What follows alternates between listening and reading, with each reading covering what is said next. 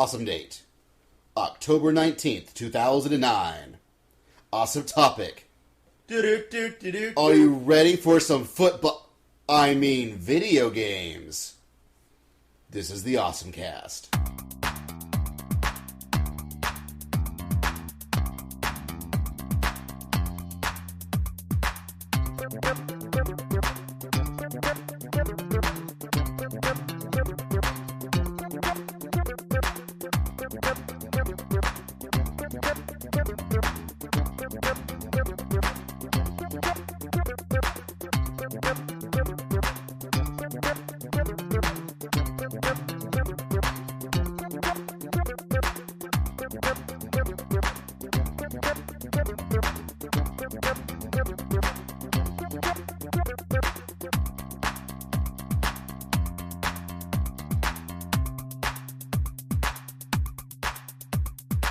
Hey folks, and welcome once more back to the OSMcast. I'm Basil. I'm Eric. I'm Kevin. And I'm Doug. And that is us.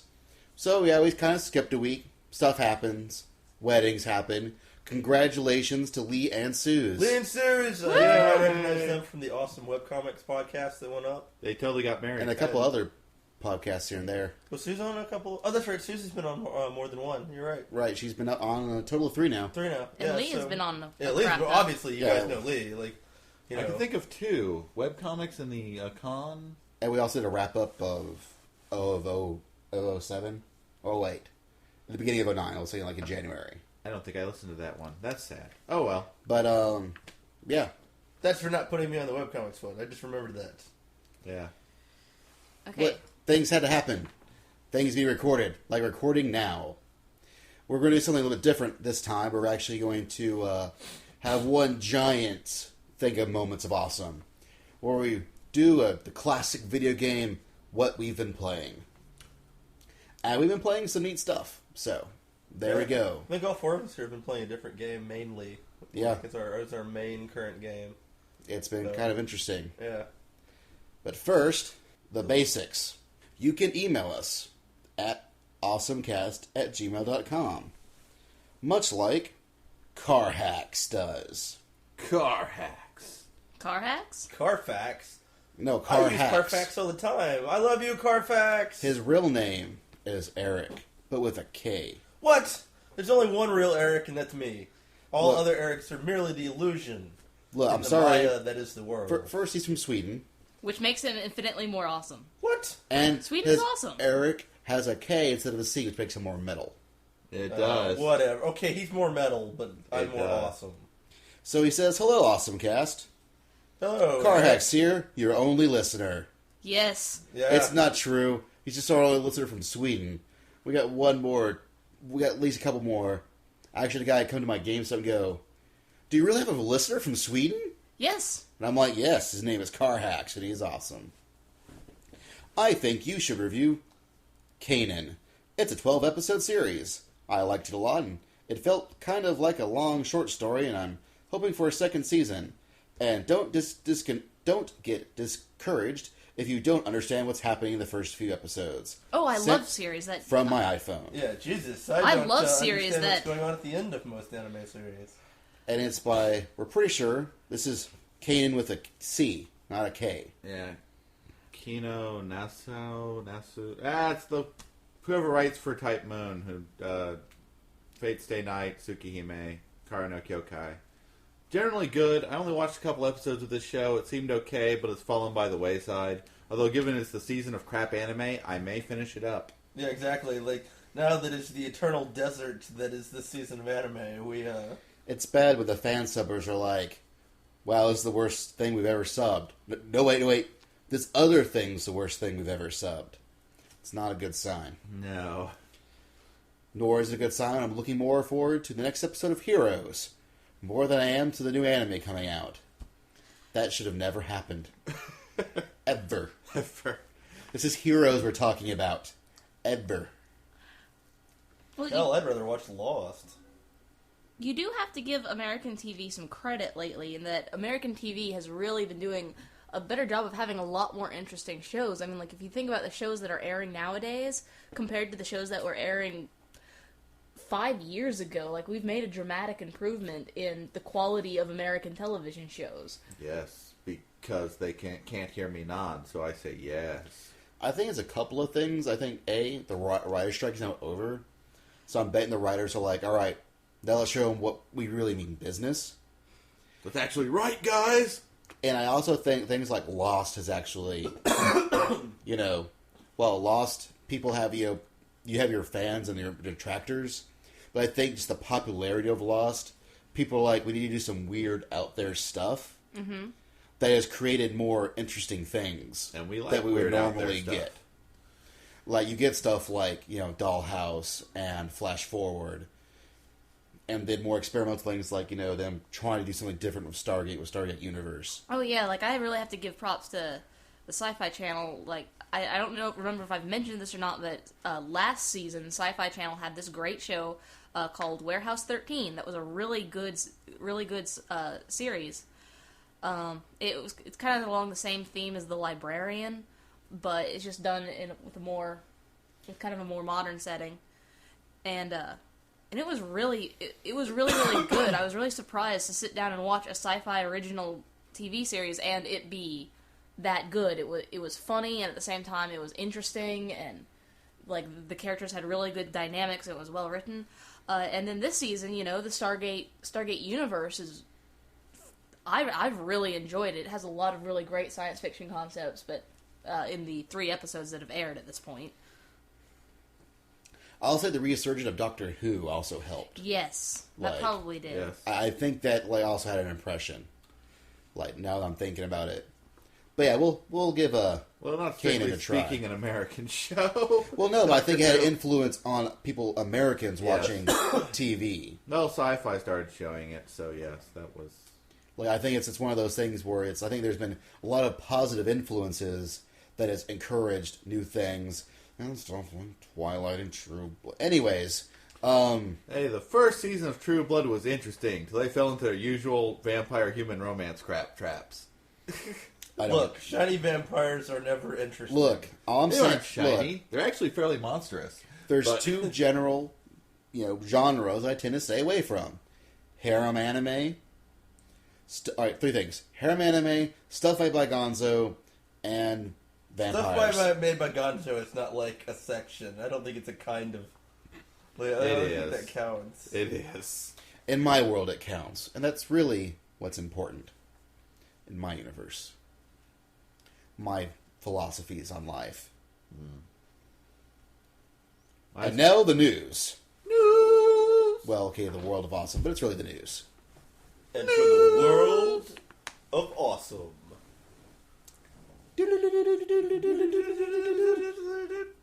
Happy Meals are here again with Astro Boy Boy toys. They have working machine guns in their butt?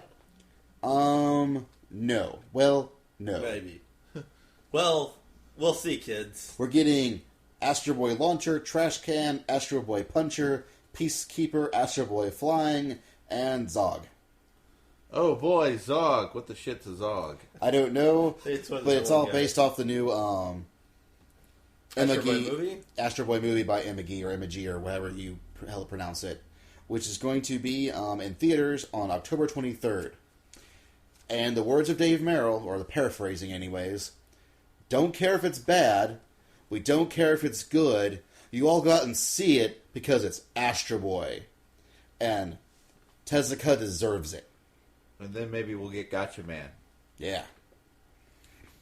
Yeah, like anyone else knows who the hell that is besides me and Basil. But yeah. Heck yeah. I don't know. Mario died. Yes. And man, poor Ingai Kroll. If you don't know who Ingai Kroll is, he's one of the greatest video game journalists of our time. Or at least the sexiest with those gorgeous dreadlocks. Okay. Anyways, my fetishes aside, for awesome African-American journalisms. No, he actually, I think it was like Newsweek he did a column for forever, and now he got so good at his columning, he's actually now a consultant. He was in a round table with Miyamoto, And then he asked straight up, "Where were you when you heard that Captain Lulabano passed away, and what was your reaction?" And as Destructoid noted, for most of this discussion, Miyamoto was able to respond without a translator, but for this one, like, Bill Trennan had to step in. He's the main Nintendo translator.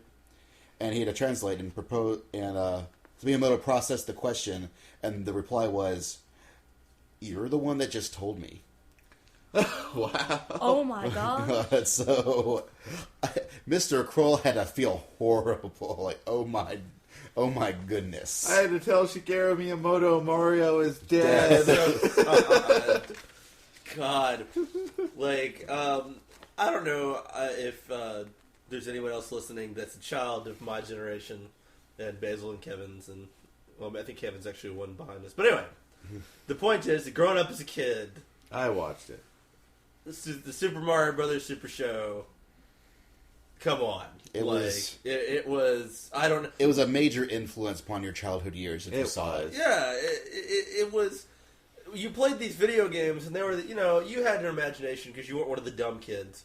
But, these blocky sprites, even with an imagination, it was so awesome to see, I guess the 2D reality and also the 3D, actors out there.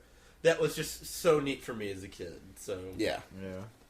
I preferred the Zelda cartoons, but hey.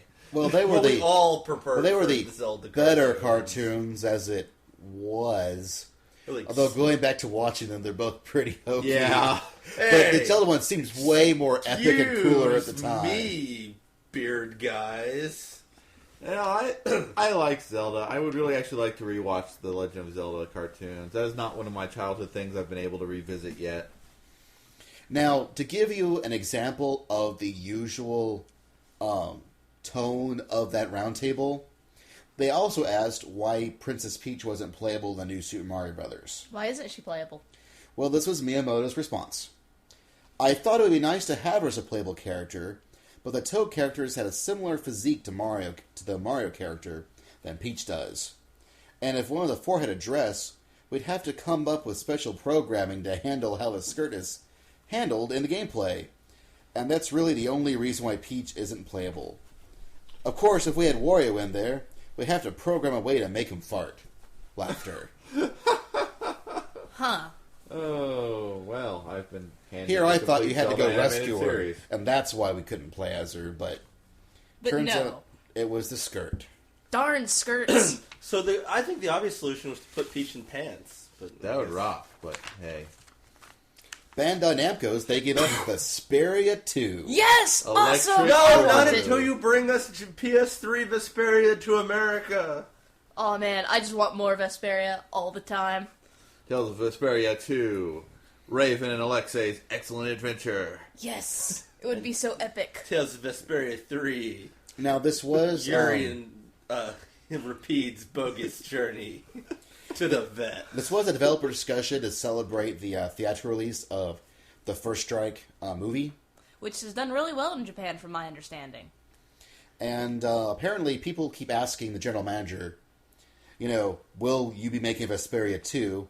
The general manager, Makoto Yoshizumi, responded, "Don't talk like a fan." But we want a Vesperia too. But it appears within the company there is a desire to make part 2. Yes! We're win. thinking about it. Or we make Tales of something else. Who knows? I don't know. This could just be thinking about it the way that Quentin Tarantino thinks about making a sequel to every movie he's ever made and then doesn't do it.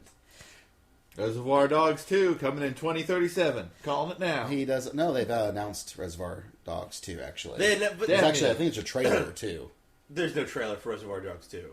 There is no trailer. I would have seen a Reservoir Dogs 2 trailer. Oh, we'll have to check the internet after this is over. Well, Yeah, well, this is a nerd cockfight. It's like... I'm willing to accept defeat. more about Vesperia. God damn you, Basil, for being the better man. There is a Raw out for the First Strike movie. If somebody wanted to download the Raw, and If we could watch the Raw. maybe I've been masturbating furiously to it Well, over and over again. I don't Maybe- know if anybody's translated it yet or not, but if there are any I don't think translators on they need to get on that. Is it like a real version or like a cam rip? I don't know. Yeah. I haven't seen it yet. I I've don't just been think it's told out that on it DVD exists. yet, but I could be wrong. And I bet what will happen, we probably won't see an actual translation till the DVD and Blu-ray release hit. I don't think it's on DVD yet. Also, I could be wrong. I'd like to be wrong, because that means it might show up on the internet as a torrent with subtitles any day now. And the guy did say it might actually be another Vesperia movie. Because, quote, I don't know when it will happen, but we'd like to show these things in video form. Of course, this was for a screening of the movie, so he would have to announce that, hey, this could be another movie, guys. Yay, movie! Yeah. And of course, it could be a random sequel set decades in the future, starring brand new characters that no one cares about. What, Tales of Symphonia? And an 80-year-old Carol tying the two together. Wait, what are we ranking on? Tales of Symphonia. Yeah, okay. Tales of Symphonia 2, only not really. You know, and then the best thing to come out of the new season of Haruhi Suzumiya is that we're getting a movie of the disappearance of Haruhi Suzumiya. Eh? I just haven't been impressed with the new season. Well, I have. I liked it. the new season was weird.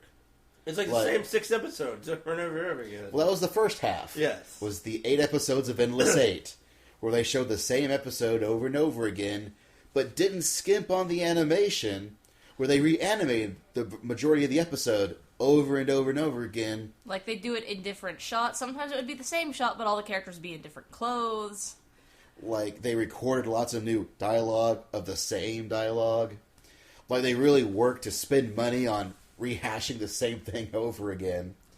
And why, the world will never know. Was it the most epic troll? Yes. Were the license holders demanding this to make more merchandise that more lonely males will buy? Yes. I think it's the most epic troll ever. I think it's the most epic trolling ever. Like, in the history of anime. And it's so epic that you just have to sit back and go, yes. If you're listening, Shoji Kawamori, you're going to have to try harder now. Yeah, exactly. The bar has been raised, my friend. Just thinking that you can troll out every sexual fantasy the Japanese have in a basketball mecha show just isn't going to cut it anymore. Yeah, it's just not enough. Like, you have been beaten, sir. Beaten at your own game. I don't care if you have a character with boobs the size of basketballs. In a basketball show. Yes. In a basketball show. With the dude who likes her, loves how they bounce. And how spherical they are. But you're going to try harder. But this means we are getting a movie of the actual part of the show, or the series, that people actually want to see in animated form. Hey, if you grabbed both of them, would that be considered double dribbling? Yes. Yeah. Okay. And you'd be thrown out of the game. Ugh. And is that really a game you'll be thrown out of? No. Speaking of movies, Ava 1.0 and eligible for Oscar. Why? Well, you see, the rule is you had to have been exhibited outside the U.S. after January 1st of 2008. Oh. But it premiered in Japan at September 1st, 2007. Oh! So it missed it by a few months. Right in the groin. But that's okay, because Ponyo opened up in July of 2008 in Japan. So it's still up there to be nominated. Nah, I mean, I really don't think think another trophy. I don't even think it was eligible. I don't think Ava would win because sadly America isn't ready to give an Oscar to a serious cartoon. Hey, Ponyo is serious. Did we give an Oscar to a serious cartoon at some point? They didn't know it was serious. Yeah, that was Spirited Away, and they didn't know it was serious. Spirited Away. They didn't know that was serious. But, as you know, the Anime News Network noted, the top 3 films, or at least the ones that are most people are considering thinking they'll be, nominated, is of course Ponyo, Up, and Coraline. Oh, Up wins. Well, all three of those, three of those are really great movies. Oh man, Coraline. They're all brilliant, but the Oscar people have their hands in Pixar's pants. Like I really think Up's gonna take As it. Jack Black said last year, to make money as a voice actor, do a DreamWorks Pixar, and then bet your whole salary on Pixar winning the Oscar. Yeah, exactly. But it's kind of funny because, who are the people that handle, the Disney Miyazaki film translations? Pixar. So it's kind of like Pixar versus Pixar in a way. Pixar versus Pixar. Versus Coraline. In a weird way. I hope... Man, poor Coraline. Yeah, to tell you the truth, I hope Coraline wins out of all those. Coraline was really brilliant. It was really imaginative in a way we weren't expecting. But all three of them really were. I can honestly say that if any one of these win, I think they would all deserve it. Yeah. But I do want to put in that I hope my hat's in the Coraline ring on these three. Just because I'd like to support more dark childhood fantasy movies like that, you know? Yeah. Yeah, when we were kids, there was a lot of dark childhood fantasy stuff. God, anybody see Sleeping Beauty? I really think that's one of the reasons why they're making Epic Disney and gave it to Warren Spector. Oh, Epic Disney. Can we talk about Epic Disney? Yeah, we can talk about Epic Disney Epic real quick. Disney's awesome. It's epic. And Disney. Explain this Epic Disney to us. Okay, so back in the day, there was this brilliant, genius hunk of a mind of a man named Warren Spector.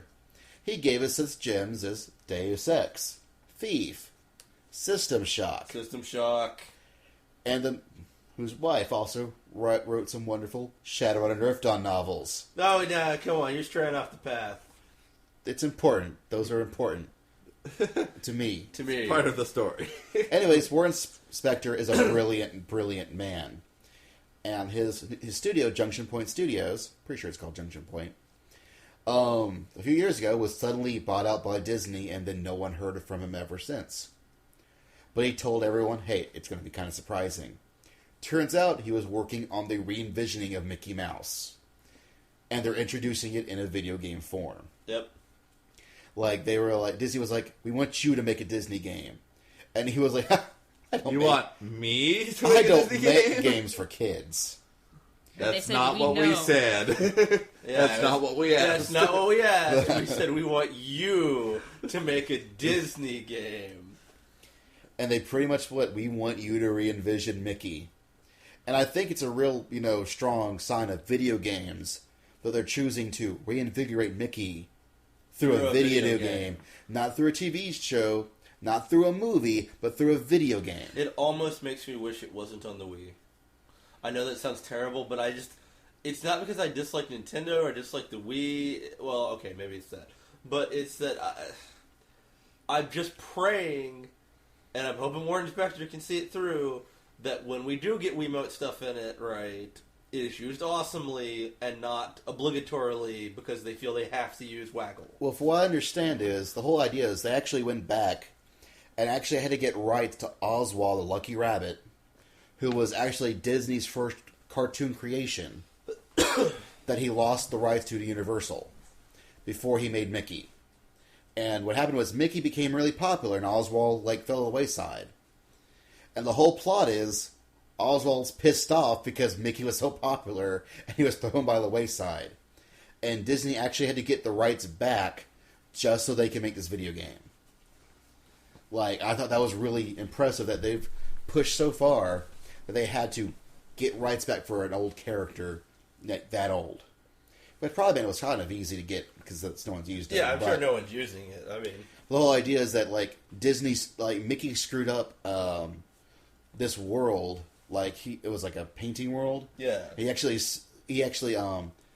threw paint thinner onto it and screwed it up, and then set it to a side and didn't look back at it. Went, oops, whoops, my bad.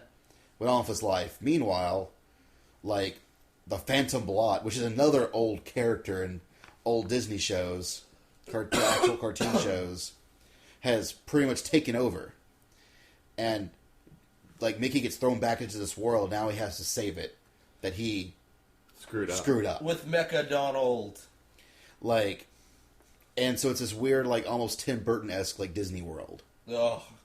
And the Wiimote is supposed to be being implemented in a, it's a painting, so in a paint-like way. It's kind of like a Okami kind of thing.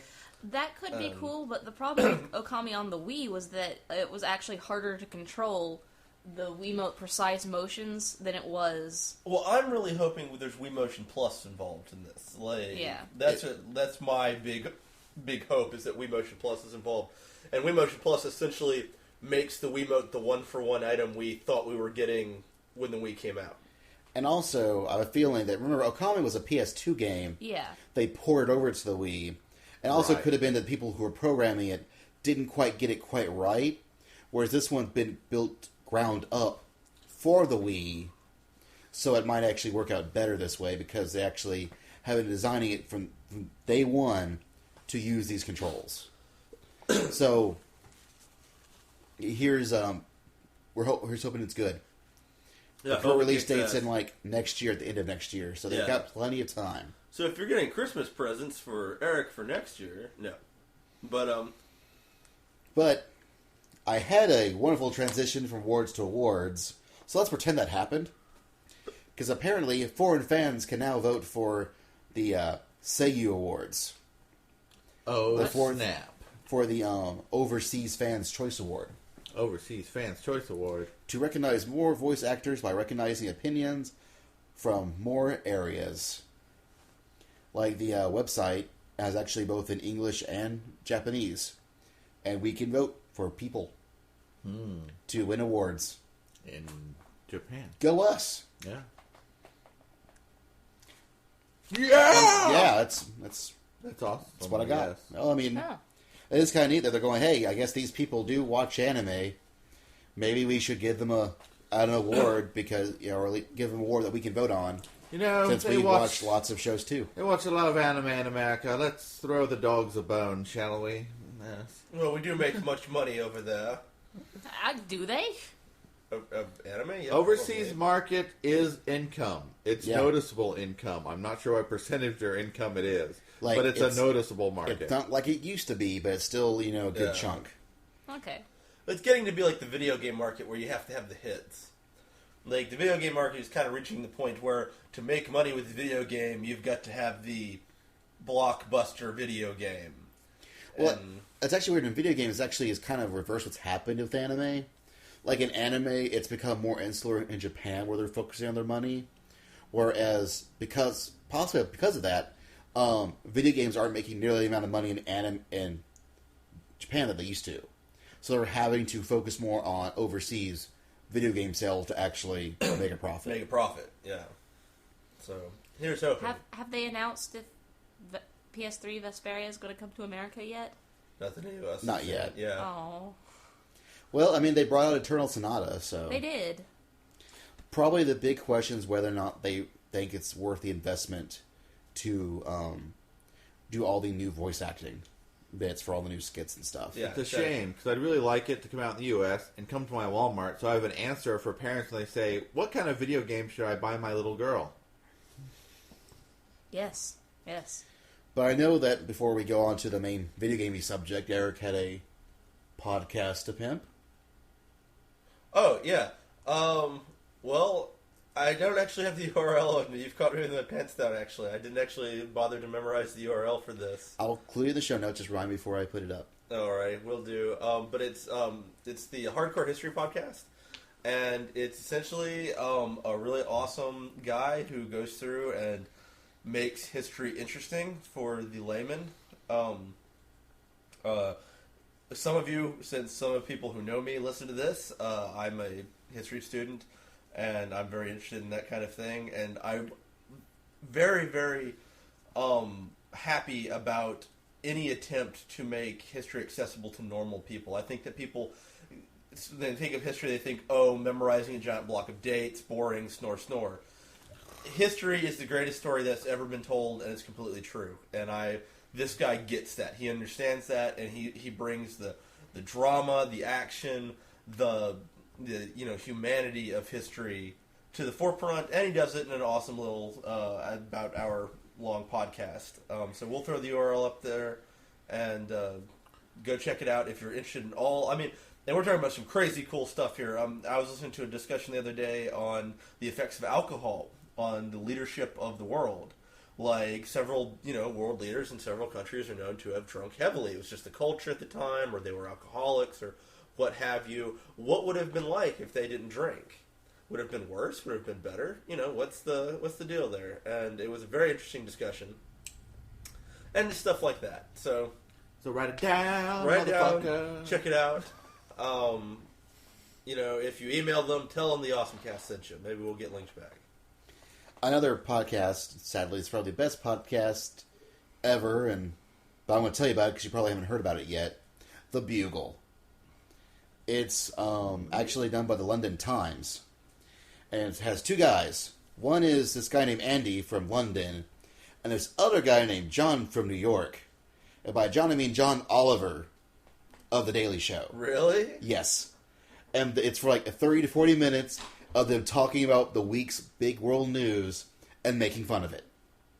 So it's like The Daily Show. It's The Daily Show. For your podcast. Yes, with a British sensibility. That just makes It's it better. great. Like, it's awesome. I would try to tell you some of the jokes, but promise you, it's probably funnier than you have heard all week. That's really awesome. Like, it is really, really great to listen to.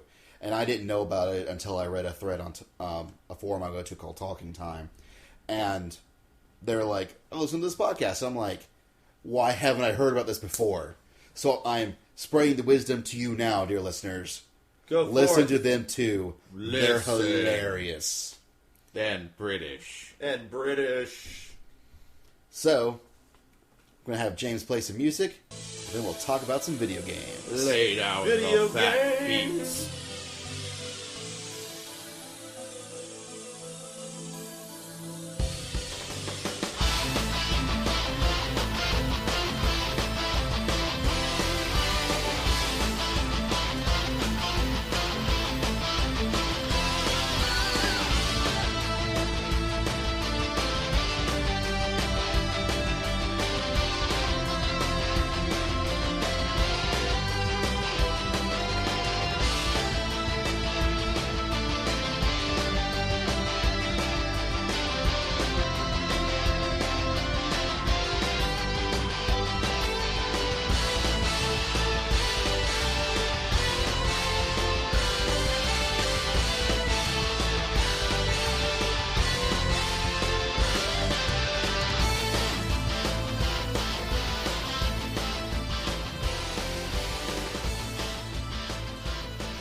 And we're back. Woohoo! So, video games. Video games are pretty fun. Yeah, I love video games. Video games are pretty great. Yep. Video what? Well, that's now? a good podcast. How many Oh, awesomes yeah. that awesome we're going to get video games? So many awesomes. I hate video games. Video games suck. You suck. I know. And But how? who does he suck? I Some mean, video games. So, video games. So we tried out DJ Hero recently. Yeah, that's pretty fun. It's no Beatmania, but It's different. It's different. It is. They managed to make a different DJ game, which is kind of funny because of all the knockoffs and everything. I don't think I've seen anyone who's made a. It's difficult. I think some of these hardcore Beatmania guys who are like, American games can never be as tough. Oh fuck rock bands. It's not hard at all. I think these guys need to pull up some DJ Hero and sit down and.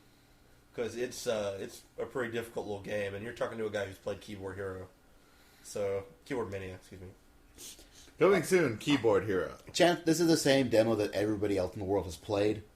So have you ever heard anyone talk about a demo of DJ Hero? This is that This demo. is it, yeah. Same three sets, same songs.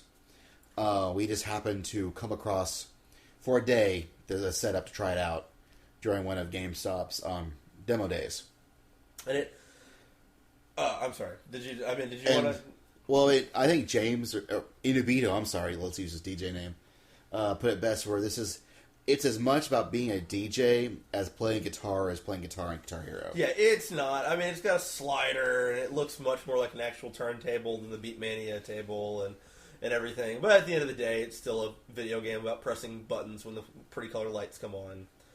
The music is very interesting because it's a lot of It's all mashups. mashups. It's like 80 of the 100 songs and 80 are mashups. So there are 20 non-mashup songs on there, but a lot of it's like they got a good DJ or DJs to actually mix. yeah, remix these. Remixes. So the music's really good. Oh, the music's really good. The gameplay's fun. I got a couple of little qualms. The slider feels kind of funny. It does not feel natural. I get the feeling that that's where a lot of the difficulty is going to come in, is using the slider in one hand and the turntable in the other. I know that Inabito had an issue actually because since he's an actual DJ, he actually has DJ equipment, and a slider doesn't actually have a stop in the middle like this one does. But as a video game, it kind of needs a stop to let you know where the middle is. Yeah, so you can kind of feel the middle, yeah. But it still feels kind of weird. I kind of wish there was some tension before you hit the stop. Yeah. That way you know whether you're you're pushing it more right or more left, rather than just have to remember what side you're on. I gotta tell you, at the end of the day, I think that the worst thing about DJ Hero, and this is we're just talking about the nitpicks right now, and it's not too horrible, is actually that the 3 colored lines, when you screw up, fade out and go away. And that's fine if it's just you're hitting the buttons. But the slider, you have to know where to place the slider based on the lines. And so when that line grays out... You're not sure quite where to place the line sometimes. Yeah, you're not sure where to place the slider. So, that's a little annoying. And the fact the music totally cuts out when you screw up. Yeah, when you screw up, you really can tell you screwed up. Yeah, the entire song stops. And half the reason you play these kind of video games is to kind of jam along with the music while you're pressing the buttons. So while that's maybe realistic for DJing, it's not so fun for, the DJ player. Of course, conversely, when you're getting it all right, you really feel like you're getting it all right. When you're doing the scratching and everything, you feel like you're the one doing it. So, there is a balance to it. We just feel it should be balanced a little bit more on the side of easy. That is pure, hardcore, do it all exact right now. It really is a game that you're just going to have to sit down and fiddle with. It feels a lot to me like the first couple of times picking up Beatmania when I had never played a Beatmania game before. Using the turntable at all for me then felt weird, awkward, and unnatural. Now I play Beatmania all the time. It's that kind of difficulty curve. Which is on par for most music games. So, hey, chances are if you like music games, I would say you probably will end up liking DJ Hero. You like music games and this kind of music. The trick is whether you want to spend $120 on that. Yeah, it is a little steep, but it's a nice controller. It is fine-looking controller. So you're really paying $60 for the game. That's the average cost. So you're paying $60 for the controller. Yeah. And if they had that controller sitting up by itself, right, I don't think I would blink at $60 for that controller. So it's not too bad, but it's still $120 for a single video game in this economy is still. Now, Inu and I did play the multiplayer mode of that at GameStop, which is even weirder than the mashups. It's like a versus match where one person's playing the guitar and the other person's doing the DJ stuff. Now, is there an official DJ Hero guitar, or is it just the... It's just a Guitar Hero guitar. Hero guitar. Yeah. Like, when you're playing the guitar, it plays like Guitar Hero. Exactly. Complete with, overdrive and everything. Okay. And it's and you're constantly trying to, it's like two songs running coincide each other, but it doesn't feel like they're quite mixed quite right, so it's which song is overpowering which song. And we only played it once, and it was really weird, and I'm not sure if I liked it or not. But it's there. It's there. Well, like I said, at the end of the day, if you are a Beatmania fan, pick up the game. The guys that don't do your snobbish, oh, it's not Japanese, crap, go pick up the game. I already know that you're spending $80 on importing Beatmania games. You don't mind spending $120 on a game and controller. It's true. I don't think I would recommend it to the guy who plays Guitar Hero sometimes on the weekend. I think to me, it is above the Guitar Hero level. When I picked up a Guitar Hero guitar for the first time, I could pretty much rock out normal mode, boom, like that. It was fairly easy. That was Guitar Hero 1. This game, man, I really felt maybe I need to step down to easy for a little bit to play through these songs before I can. Which easy is actually really easy because it actually it's the same thing with no crossfader. Yeah, see. So it's just doing the scratching. Yeah, so that's got a difficulty curve from hell then. Yeah, it does. I played it on easy first, okay, I'm doing this easy alright. Let's try, oh my god, this crossfader is so weird. Yeah. You just gotta teach yourself to use it. I'm not getting it, but I am not the target audience. Nor am I. I was a target audience for Uncharted, too. Which I've only played the first hour or so. It is now tied up there in my mind for along with Infamous and Brutal Legend for best startup of a video game ever. Brutal Legend has an amazing startup for a game. Yeah. Which we'll get to, but Infamous had the thing where it just press start, which starts the bomb explosion that starts off the entire story. That was awesome. Uncharted, after you start the game up, it's Nathan Drake, and he wakes up, and he's covered in blood. He realizes it's his blood. He's on a train. Oh, he's on a train falling off a cliff. And you learn how to play the game by climbing up the train for dear life. And that was pretty epic. I was not expecting that to be the beginning of the game. And from that point, it actually does a really good job of doing flashbacks to tell you of how you've gotten to that point. It's a very much intermediate res opening. And that was really, really neat to play, because you're like, oh gosh, what's going on? Oh, that's what's going on. Oh god. Okay, that's what's going on. Oh god. It's good stuff. I'm really, really impressed so far with the opening. Might change as I play through the game, but so far that first hour is banging. Excellent. So who wants to go next? I vote Kevin. Kevin, what have you been playing lately? Besides, never mind. Well, Brutal Legend, of course, will be the end, because that's the biggest I have been chunk. playing a lot of Brutal Besides Legend. my organ. Okay, so what have you been playing? I thought Kevin was going to go. I was going. He's got more stuff. Oh. I play Jeez, games. dog, why don't you just slap Kevin in the face? I will. That was the butt, not the Again. face. Please, sir, may I have another? Phantasy Star IV, go. Okay, yeah. Oh, yeah, Phantasy Star IV. This is the game I've played through more times than any other video game ever. I can play it on at least 5 different systems at any time I want.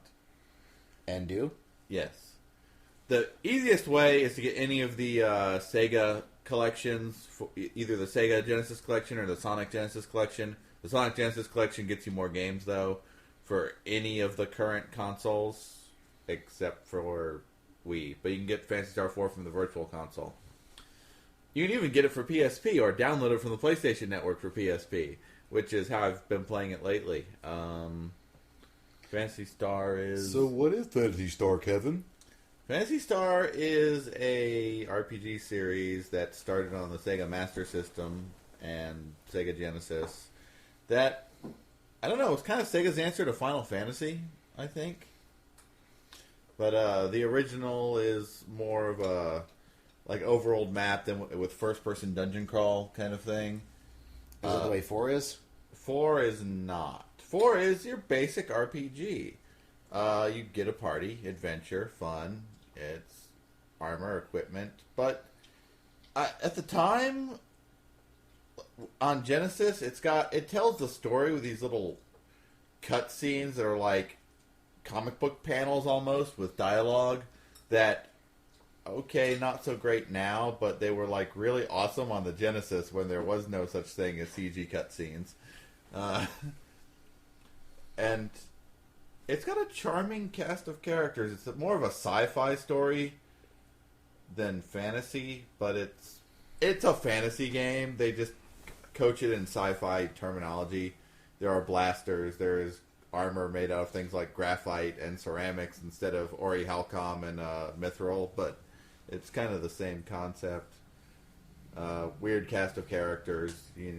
Typical JRPG hero guy, cool female mentor, weird owl man with an axe, silly doctor, random cat girl, psychics, weird lizard guy, whatever, and a wizard in a fantasy sci-fi world where they don't have magic, but have things that work just like magic. And people are really impressed. Is this the one where people were really impressed if you had magic? Yes.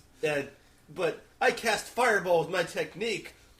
I cast fireball with my magic. You can use magic? There is a moment like this in the game. It's like, you can cast magic.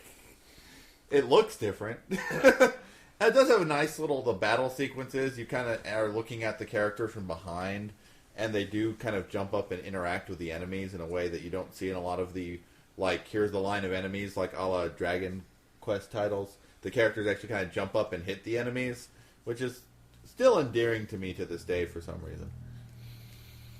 I made it sound really boring, everyone. Get Persona! That's a good remake, too. You've also been trying out that whole Kingdom Hearts, I heard. Yeah, for like all of an hour. I mean, I really played it for like an hour. I swear I'm going to go back. So the first hour so far has been the... Kingdom Hearts, the game of endless tutorials. Yeah, it's also been a pure love letter to the Axel Roxas / shippers. I actually turned on that game and I started playing it for a little while. Do you have that game? I played it on your system. And, I don't know. It was pretty much just like what Kevin said. Pretty much obviously a love letter to the Axel Roxas shippers, which I am, and so I enjoyed that aspect of it. But, I don't know, like, I just didn't get very far. You know, I gotta say that I've played a bit further than Kevin and Susie in it. And I gotta tell you, if you're one of these guys that was like me, was like, man, I love it that they've made a Disney game and melded in a few Final Fantasy elements. Man, are you gonna hate this game. Like, this game... Organization 13 all the time. Yeah, it's like... It takes nothing but the pretty 99% of the Disney has been sucked out of it. This is almost pure square half of the universe. I guess if we want more Disney-ness, we're going to have to wait till the PSP title. Yeah, well, that's what I've heard. That's what I have heard, is that the PSP title is the heir to the people who loved Kingdom Hearts 1, while the DS title is the heir to the people that loved Kingdom Hearts 2. I know I want me some prequel Disney action. Not only prequel Disney action, but God, bring the platforming back to the series. Because, I'm sorry, the hack-and-slash gameplay is boring without the platforming. That's just me. Yeah. And the much better magic system. But Speaking of platforming... well, sort of platforming. The one I've been playing is Mario & Luigi 3, Bowser's Inside Story. It's the tale of two gay Italians who find a giant lizard-shaped mecha that they pilot from his butt. Now, what I've told you is not real, but it actually could be a pretty generalized description of Mario & Luigi 3. For those not familiar with the Mario & Luigi series, it's a really cute little RPG series that started on the Game Boy Advance and kind of continued with Partners in Time on the DS, that has players controlling both Mario and Luigi at the same time by using a single button that is mapped to that specific character. It's a action-y RPG in the same way that Super Mario RPG was an action-y RPG, in that when you do an attack, you can press a button to cause more damage. You can, and I can't remember if Super Mario RPG could do this, but you can defend attacks by You could. We Yeah. could. yeah with Tapping action at the right RPGs. button. Yeah. Right time. Mario and Luigi takes it a little bit further in that there's always at least two separate ways to dodge. One the jump and the other the hammer, and you kind of have to figure out which attack needs to be dodged with what on the fly as the game's going on. It's like they took the element from Mario RPG and then really expanded on it like Yeah. crazily. It's got a really awesome aesthetic. It looks sort of like Paper Mario, but a little bit more cel-shaded 2D rather than the paper thin 2D. And finally, and probably one of my favorite parts about it, it has absolutely hilarious writing. The dialogue in Mario and Luigi 3 is some of the funniest things. It's some of the funniest writing that you will find in a video game. Once again, the treehouse comes through. Yeah, Fawful, God, like, I has chortles whenever he comes on the screen. Characters always have outlandish accent. There's a set of moles in this particular game that all say, "Bro, what's up, broski? We're doing a bro thing down at the bro house tonight." There's a character who speaks in a horrible French accent the entire time to Bowser. Are they voiced or is it text? It's text. Okay. But there are little voices, like the Mario and Luigi characters have Mario Simlish that they speak. Like they go da-da-da-da-da-da-da-da-da, and in the Mario voice. Simlish with an Italian accent. Yeah, exactly. And they do actually every once in a while have a couple of lines. Mario will say Mario, Luigi will say Luigi, etc. et al. And anyway, that's the basics of the Mario and Luigi series. This particular game is actually a split title where the character either controls Mario and Luigi or their arch nemesis Bowser. Essentially, without going into too many story details, the main villain of the Mario and Luigi games is actually a character named Fawful, who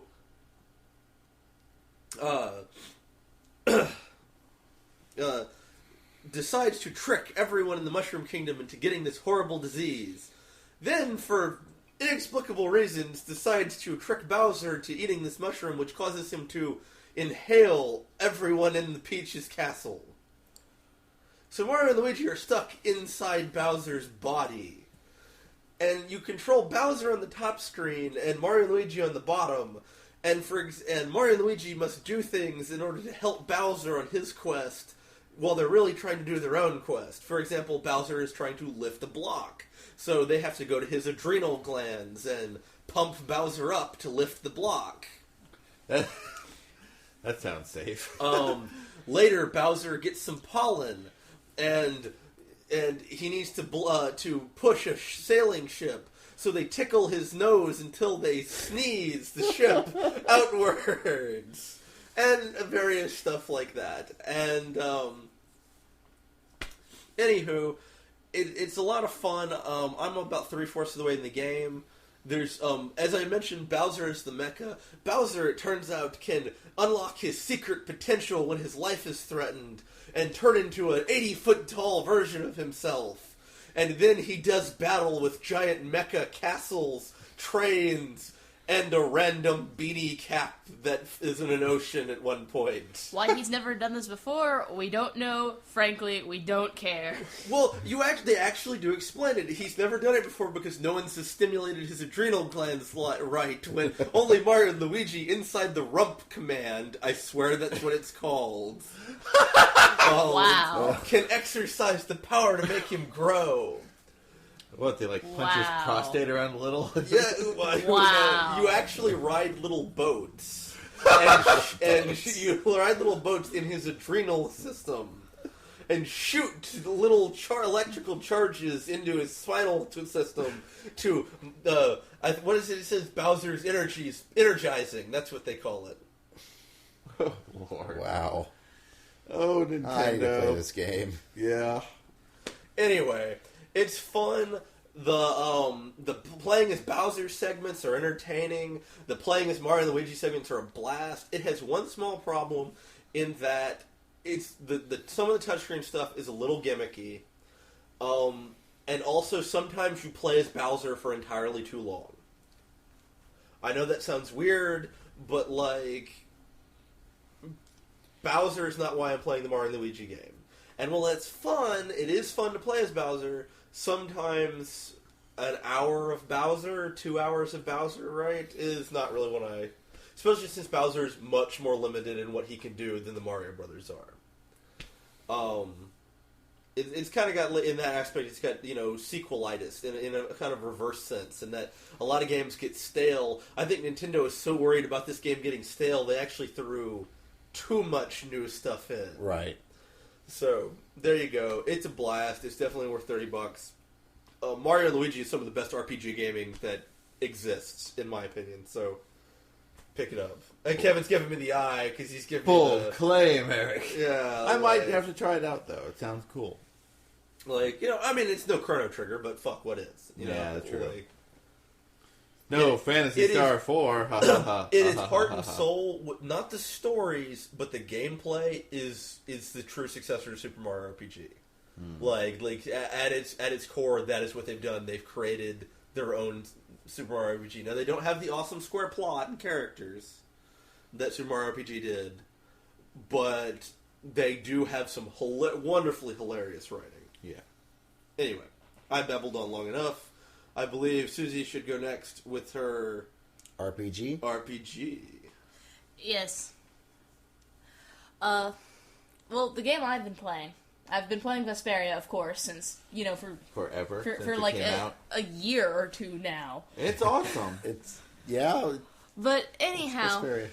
I woke up in the middle of the night one night with this burning urge to play Breath of Fire 4. And I got up, and I went to the consoles, and I was like, oh no, my PlayStation 1 isn't hooked up. And then Eric was like, well, the PlayStation 3 will play PlayStation 1 games. I was like, excellent! Go, fetch me Breath of Fire 4! And so I got Breath of Fire 4, and I put in the PlayStation 3. And I realized that this was the wrong game. This was not the game I wanted to play. And so I said, Eric, go fetch me Breath of Fire 3! And so Eric went and got me Breath of Fire 3. I don't remember 4 at all, but yes, 3 is 4 cool. was weird. Well, and then I put Breath of Fire 3 in, and I've been playing that game again. And, oh man, it's so good. I know it's real old. It's a PlayStation 1 game. It was made in 1997. I believe it was made in the small interim between the time that the PlayStation 1 was released and they were still waiting for Final Fantasy VII to come out. Yeah, I talked about a Genesis game. You know, the thing about the Breath of Fire series, you know, just like you were saying that, just as you were saying Phantasy Star was kind of Sega's answer to Final Fantasy. Yeah. The Breath of Fire series really runs parallel along the lines with sort of like Capcom's answer to the whole fantasy RPG genre. Which is kind of funny since the first Breath of Fire was put out by Square in Yep, America. it was. Yeah. It was. I really think that, well, there's a lot of people who will get up in arms and say that Breath of Fire 2 is the best Breath of Fire. You know, I lean more towards Breath of Fire 3, but I can see what the people who like 2 are saying. I like 3. For me, the thing about the Breath of Fire 3 is that the story is just so... It's so remarkable. It's really, when you boil down the story of Breath of Fire 3, it's really a generic, like, this has been done in JRPGs to death. They almost always have the exact same story. But yeah. But the thing is that Breath of Fire 3 is really one of the ones that made the mold, you know? Yeah. Like, the reason that everybody has heard of this plotline and has done this plotline to death is because Breath of Fire 3 did it so well.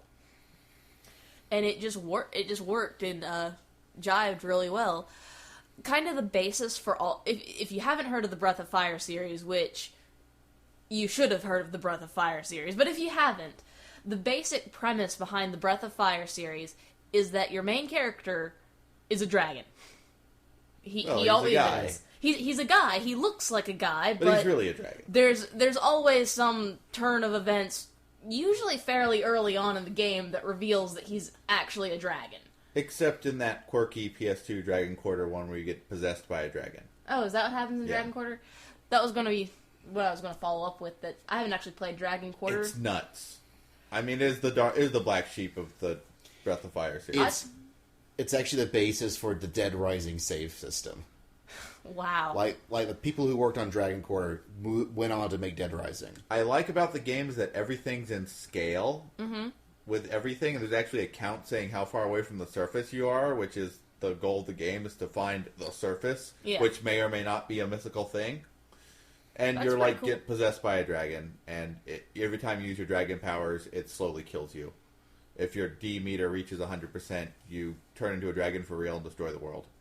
Well, like, I remember in the first Breath of Fire, you knew that you were a member of the Black Dragon clan, but that was almost sort of irrelevant since you kept encountering all these other towns that were a member of other colored dragon clans. Yeah. And the problem with Breath of Fire 1 was basically that you just kind of wandered about until the last 1/4 of the game, then they suddenly gave you this really, really awesome plot, just like randomly out of nowhere at the end. Oh yeah, guys, plot. Oh! Like, up until that point, you're just kind of going from point A to point B. Because that's where the game allows you to go. Yeah. But then it all ties it together, and it's really great. And Breath of Fire 2 strings itself together a little bit more coherently, like your main character, like they give your main character better reason than just, this is what's available. It was the first RPG to really hammer it home. Churches are evil. Yes. We'll see that one again, kids. You'll see that one over and over and over and And here, you thought it was Xenogears that came up, but no. No. It's all about Breath of Fire 2, baby. Yes. Oh. I thought Breath of Fire 3 did it better, though. Yeah. Breath of Fire, like, Breath of Fire 2 is a little bit heavy-handed with, ooh, the church is evil. But in Breath of Fire 3, you don't really realize that... Well, it's not the church that's evil in Breath of Fire 3. No, the church isn't really... Well, it God. yeah, it's just God. God, that's evil God. in Yeah. Breath of Fire 3. Basically, Breath of Fire 3 has the God from Preacher. You know, she's a very loving, kind, generous God. She just wants long as all you- the dragons to die, or stay in their nice little happy garden where she controls everything they do. You know, Forever. nothing insane or crazy that a person with free will might be against. Yeah, right. Yeah, it's fine. Oh, and I wonder now why I'm not a Christian. Oh, well. Does your dad listen to this podcast? Oh, sorry. My mom does, actually, but, Hi, Kevin's mom. You should have stayed during the reception. I wanted to meet you. I'm Eric. You'll know me because I'm loud. No, my mom is just awesome like a roadie. She makes the bride and groom look good, and then she vanishes before anyone notices she was there. But yeah, if you're looking for a good example of a PlayStation 1 era RPG that isn't like Final Fantasy 7, I really do think that Breath of Fire 3 is probably the next best thing that you should go take a look at. Or Suikoden 2. Yeah, Suikoden 2 is awesome. it is I need awesome. to play one day. It's How do you actually, know it's awesome, then? The internet has told me so. Oh, it's yeah, the internet's actually, always right, I the forgot. American release is actually sort of broken. There's a couple bad music tracks and a whole missing song, but it's mostly awesome. What do you mean by missing song? Like no there's- music just plays. There's a at certain sub-quest where you have to gather musicians and find a singer, and they all do a musical number, and no music actually point? happens. No, actually, that's You may terrible. think your game is frozen. Just wait wait no more than a couple of minutes, and it should go back to normal. Your game hasn't frozen. Also, the first Suikoden was awesome, so I'm willing It was to bet pretty the good. second 2 one- was just only by comparison that 2 is a lot more awesome overall. Only reason why I say 2. And you don't really have to play 1 to play 2. It does help, though. I've been playing My Sims Agents. Wait, That's I a thought- weird one. I thought you were playing Brutal Legend. Well, I just beat Brutal Legend, but before that I was playing My Sims Agents. That one's weird. It was a game that shouldn't have been good, but actually is pretty awesome. Even though it's a My Sims game. Yeah, Sims. It's like kind of this weird combination of Assassin's Creed and Phoenix Wright. What? Like Assassination! Like the trick is like you play a detective, and you're an actual detective solving mysteries, and you do so by talking to the witnesses, investigating the crime scene, then following up on your leads. How they do this is all your different following up on the leads are all different little mini games, and one might be like where you put molecules together to analyze something. Or you might have to jury rig something, so you do a series of pulleys and levers and gears. And they're all the same mini games, they're just, harder and harder versions of it. So it's kind of like Assassin's Creed where you're doing the same stuff over and over again, but because they constantly ramp up the difficulty of each thing, it's interesting, but it plays out like a Phoenix Wright game, because you're doing the same sort of wandering around the world, talking to people, and doing sort of the graphic adventure thing of pointing and clicking and solving the mysteries. That's interesting. But it's all done in the My Sims art style. But I mean, it's like a perfect game to introduce kids to the graphic adventure whole idea. I think you start with My Sims Agents and move on to Sam Max or something like that. Or Monkey Island. Or Monkey Island. Although I like Sam Max. Sam Max Sam Max kicks Someone ass. had Sam Max for sale the other day, like an actual copy of Sam Max. Yeah, they have season 1 on No, Wii. not the new Snoots. Sam Max. Oh, okay. LucasArts. Well, Sam Max. I believe it because they've been trying to push that stuff more. But it's really fun. I probably would wait for it to get a little cheaper, not $50 like I paid for it. But it might actually be worth it for the amount of time I have invested in playing the game. It's neat. I'm just randomly reminded of Loom. That was a Loom. great game. Loom. That's on sale now too. I never Oh, played it is? Loom. Yeah. I don't know what Loom is. Loom, it's one of those point and click storyboard adventures. Yeah, those are fun. The theme is that it's like medieval setting. Every town has a different thing that they do, and you're from the town of Weavers. And the Weavers all weave their magic spells with like songs and things, sort of like the original Zelda, only completely take out the action adventure aspect Just of point and click and point and click. So there's puzzles. You have to find the right items. Yeah. And Under a fit killing moon. Yeah. And it's really great. It's full of really a lot of good things. I think it was also made by LucasArts during that phase when they were making really good games, and then they just like never touched it again. Yeah. Like it's very obvious that there's like spells that they were supposed to do that they just didn't do for whatever reason. And the story was actually really, really linear. Like Okay. Yeah. but it was still really good. I think they might have actually LucasArts might have announced that Loom's one of the ones that they're redoing like they did on Monkey Island. Oh, cool. Yeah, Loom is one of the ones getting redone. Yeah. Oh, So, awesome! It's like Loom is one of the ones like Monkey Island that's getting a redone. I hope they leave the plot what it is, because if the plot is like I remember playing it when I played it as a child, And so many things are just as how you remembered it as a child. well, I remember as a child like it was semi-dark. It was Yeah. just a little bit dark, and not like terrible, horrifying thing. So it probably wasn't cheesy. It just expressed a lot of concepts and ideas that were maybe a little bit more grim than just Lilo and Stitch. but you don't get much more grim than metal. No. Metal. But you do get awesome out of metal. So I think we can now get into Brutal Legend. Oh God, Brutal Legend. Decapitation.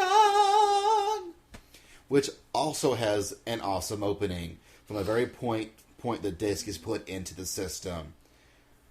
Immediately it starts with Jack Black taking you to a music store to give you the album Of Brutal Legend. Which he won't buy. Yeah, he won't buy because it's too Too awesome. He has to share it with the world. Has anyone actually sat there on the title screen and noticed he keeps pointing at the press start button? Yeah. He'll point at the press start button. You'll see Jack Black's hand point at the where it says press start on the album cover. As you keep sitting there, he'll throw up both hands and point at the start button. I only noticed this because I was on the title screen and doing something else for a minute. The game's it's a Tim Schafer game. It is. Who did Double Fine Production. who has done things like Grim Fandango and Full Psychonauts. Throttle and Psychonauts. And hopefully this game is way better than Psychonauts. Psychonauts was an unfortunate. Well, I like Psychonauts is Psychonauts. awesome. Well, Psychonauts is an awesome it had some game. gameplay issues. The story and such was really amusing. Well, that's a Tim Schafer Schafer game. game. Yeah. The gameplay is going to have its quirks, but the characters and story is going to be amazing. Yeah, and this Brutal Legend Legend is is no no different. exception. You play as a roadie. You play as Jack Black as a roadie. Yeah, like it's basically just like Jack Black acting like he always does, which I'm a fan of that act. Yes. So I don't know. I think as you play through the game, you realize that more and more this guy has his own his own personality, his own reasons for being there. He actually does experience some character growth. He does. It's amazing. Like actually. I mean, it starts off going, "Oh yeah, this is Jack Black," and you realize, but actually, he's actually acting. This is an actual Yeah, he's acting character. and not. It's hard to tell when Jack Black is being serious or joking in real life, but he at least seemed to be very serious about feeling that this was a real acting gig in this game, and he took it very seriously as an acting role. and like he's actually been running around like everywhere, like pimping this game, like one would pimp a movie Yes.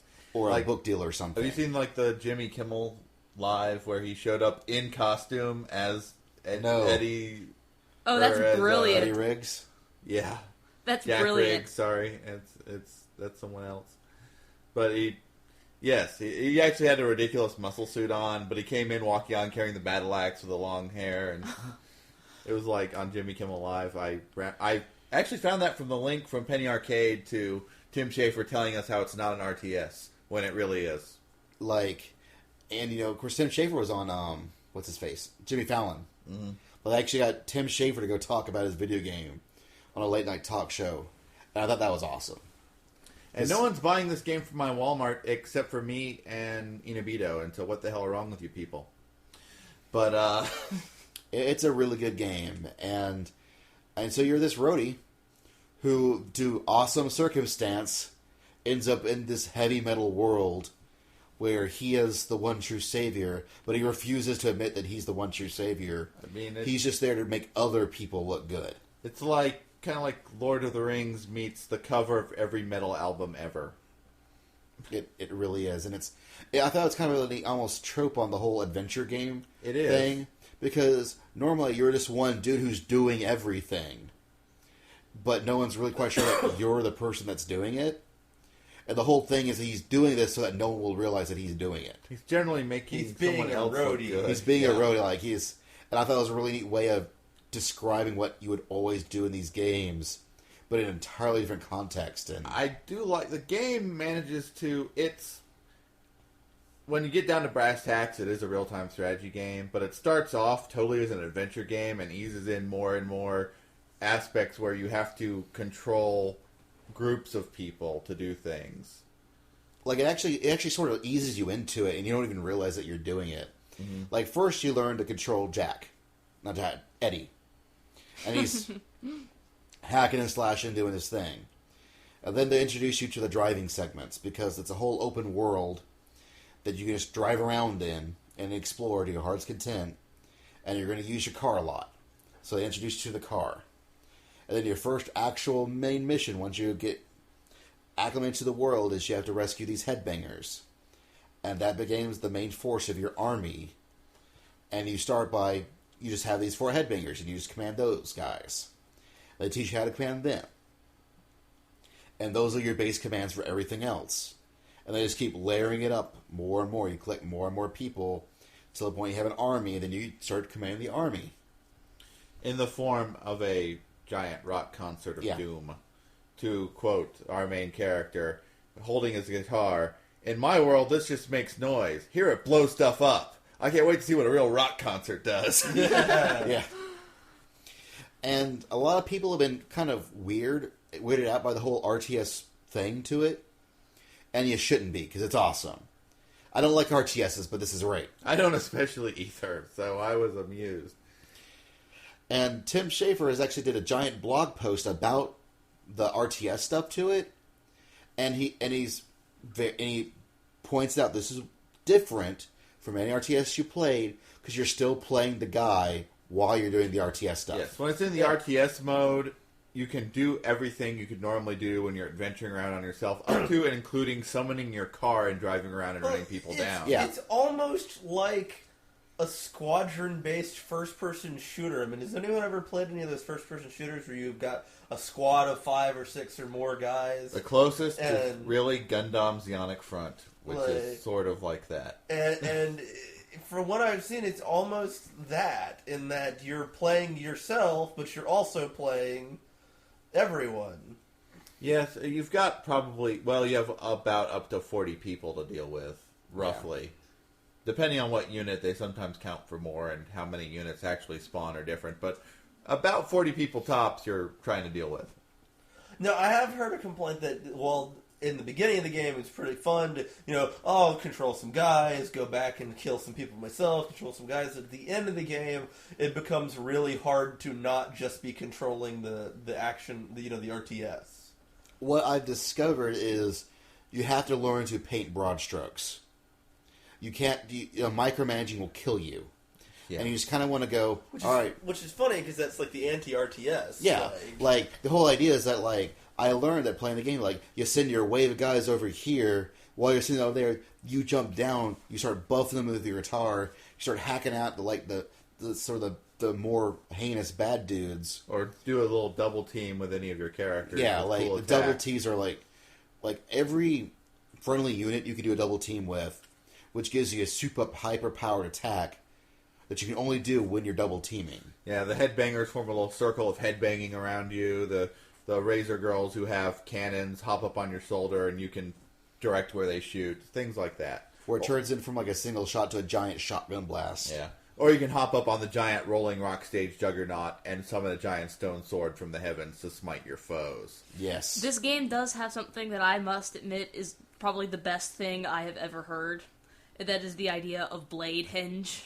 Yes. Blade Henge. It's Blade like Henge. Stonehenge, but made of swords. Wait till you see the Like, the oh special my attack God. from the giant rock machine of death. Yes. Where it actually forms a Stonehenge, and then a giant sword comes flying into it and explodes. Pretty much kills anything in one go. Oh man, it's just like You- anything that's ever metal that you can think of. So awesome. It's metal. It's a game of pure metal. I mean, you've got Ozzy Osbourne. As Yeah, the God. guardian of metal. He's also really the shopkeeper who sells Yeah. you stuff. But you got Eddie Kilmister, Lita Ford, other people. The lead singer of Judas Priest, whose name's flown out of my head. It is to metal what Oh Brother There Were Art There was to country and western, Yeah. country and folk music. It takes shots at all genres of metal, like the pop mish-up stuff. The beginning with the Yeah. emo metal. Yeah. Oh, Like, God. the kids goth. were like, It's got shots at are you creepy ready for goth some kids. metal? It's got hair metal references. Like, you first fight against an army of hair metal dudes. It's like they have the exact same units as you do. They're just glam metal versions of everything. and then you fight the emo kids. Then you fight the demons in latex and bondage gear. Yeah, that's What? Led by Tim Curry. led by Tim Curry. Tim Curry. It is... What's funny is that how all the like rock stars are actually really good actors in They this. are. You can understand what Ozzy says. I hope everyone listening understands the enormity of this. You can understand the words coming out Out of of his mouth. Ozzy Osbourne's mouth. Like, it is... He's not singing or anything either. I won't spoil anything for you this time. It's a good story, and oh my gosh, the second act. It has some On to twists. the end. Wow. Also, it has like an incredibly awesome soundtrack of metal. This is the best use of licensed music ever. I've heard that phrase from some other publications, podcasts, and it's true. And to be fair, what I said earlier, Ozzy does sing on the soundtrack. There's a couple Ozzy songs, a couple Sabbath songs. We're good. Like, they'll take actual like rock song, metal songs, and then cut them out into pieces. And as you play through the scenes, they're adding more and more to it as it happens. I mean, And it's always appropriate to the scene at hand. I love the dramatic car chase sequence to Through the Fire and Flames by Dragon Force. Oh, that was- Yes. incredible. Like, that was really good. Although that got me at that when I first played because I couldn't figure out where to drive. Yeah. A couple of spots I kept dying, but once you actually know where you're going, it's a trip. Yeah, that is a great little sequence. It's probably not even my most favorite thing in the game, but that Ozzy's Mr. Crowley. Oh, the Mr. Crowley Like that scene. was The Mr. Crowley scene, because it's an actual cinema scene with Mr. Crowley scored to the background, and it's completely appropriate. like it. This is the most awesomely metal game ever, and this might be my game of the year. I'm not sure yet. It's really We got a couple really months good. left. Your car does have like you get a radio for your car, the Mouth of Metal, where you can listen to the songs through the game. But when you get to story points of the game, there are specific songs that play at different points in the game for certain scenes. And I thought it was all set really well. And a great touch is like when you get out of the car, like as the further you walk away from the car, the music will fade out from the car. So it's like you can hear the radio going on. Yeah. When you're stepping out of it. And the Deuce is so awesome. Yeah. Especially when I get to be able to shoot lightning bolts from the car. Lightning cannons and subwoofers. Subwoofers from as a defensive back weapon. Yeah, they basically blow enemies away from you. Eventually my axe became a taser axe. And you can just run people down in the car, which is always funny. Yeah, we could probably do a whole OSMcast about this if the rest of the people had played it. And you should. And you will. I want That's to. true. I'm sure we'll do an actual just Brutal Legend podcast at some point.